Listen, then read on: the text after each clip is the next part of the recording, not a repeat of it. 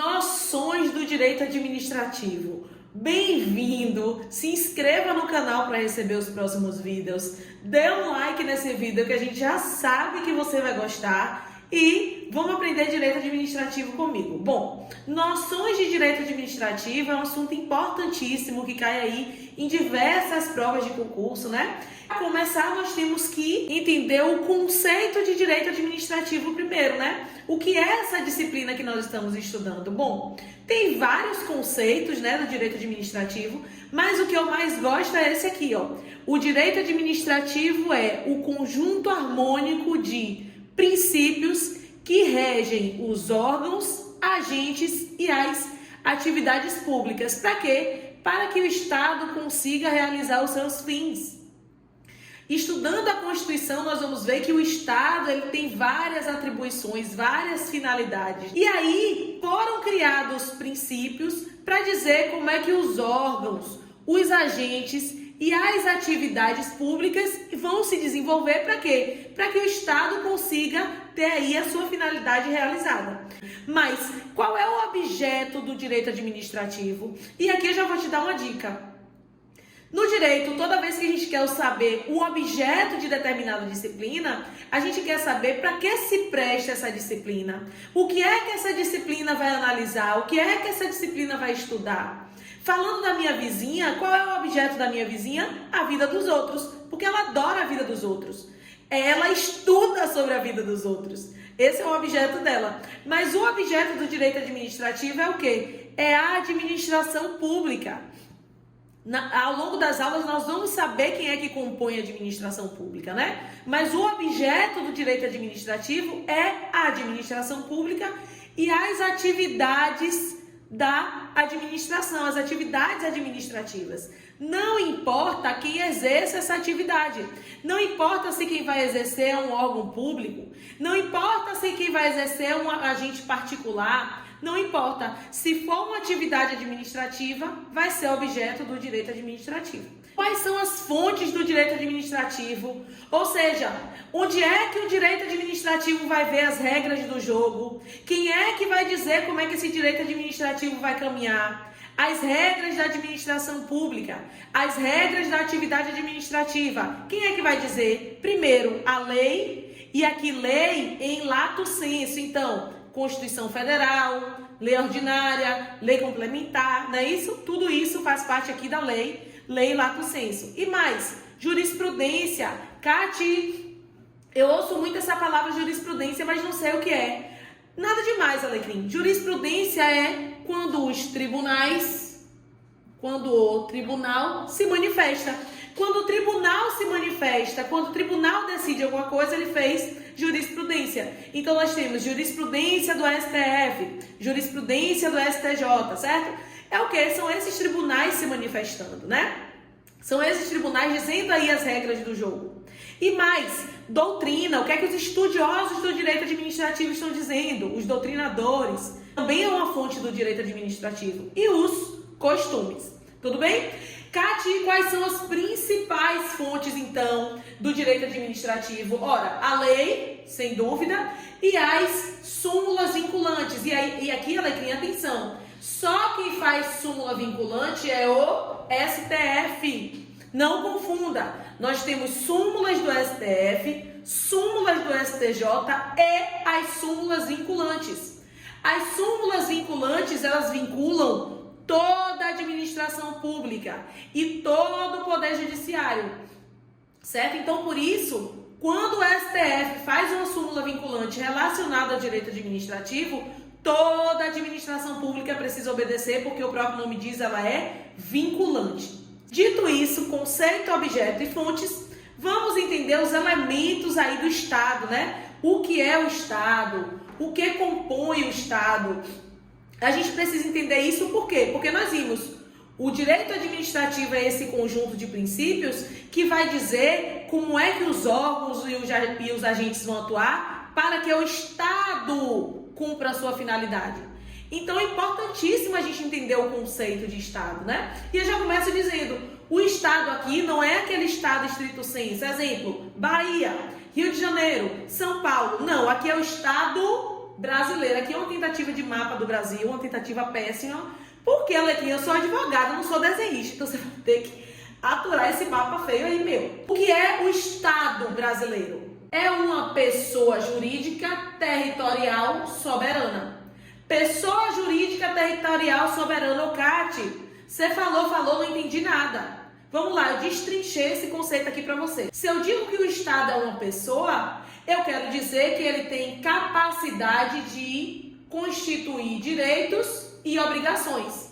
Ele tem capacidade de contrair direitos e obrigações. Isso é o que caracteriza uma pessoa.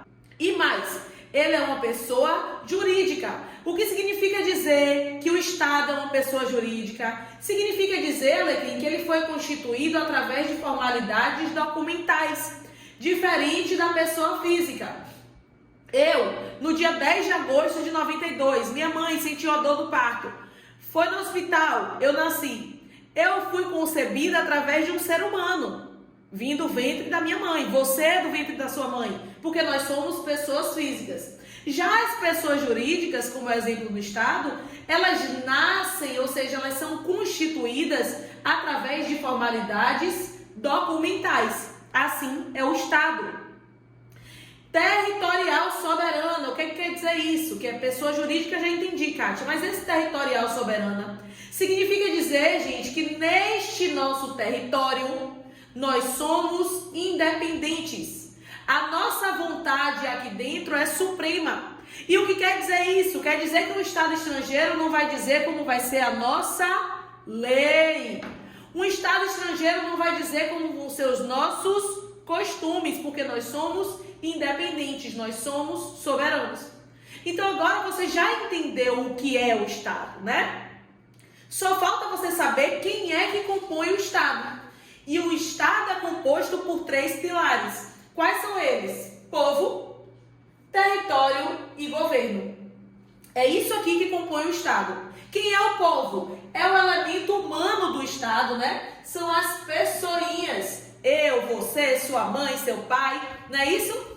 Mas atenção, o povo são os nacionais. O povo são os nacionais. Seja brasileiro nato, seja brasileiro naturalizado. Ô, Cati, e o estrangeiro, o gringo que está aqui passando férias, não faz parte do nosso povo, não? Não. Esse gringo vai fazer parte da população, porque o conceito de população leva em consideração só aspectos numéricos, mas o conceito de povo são só os nacionais, certo? Então, o povo é o elemento humano daquele estado. São aquelas pessoinhas que tem um vínculo com o Estado, né? Um vínculo político, um vínculo jurídico. Aquelas pessoas que dividem a língua, a culinária, aquelas pessoas que têm esses aspectos em comum, certo? Esse é o povo. E o território, Kátia, o que é o território? O território, vocês vão lembrar desse mapa meu aqui, muito mal feito, né? Por quê? Porque o território é a base fixa do Estado, né? E o território é composto por solo, aqui onde nós estamos, subsolo, que é embaixo, mar e espaço aéreo.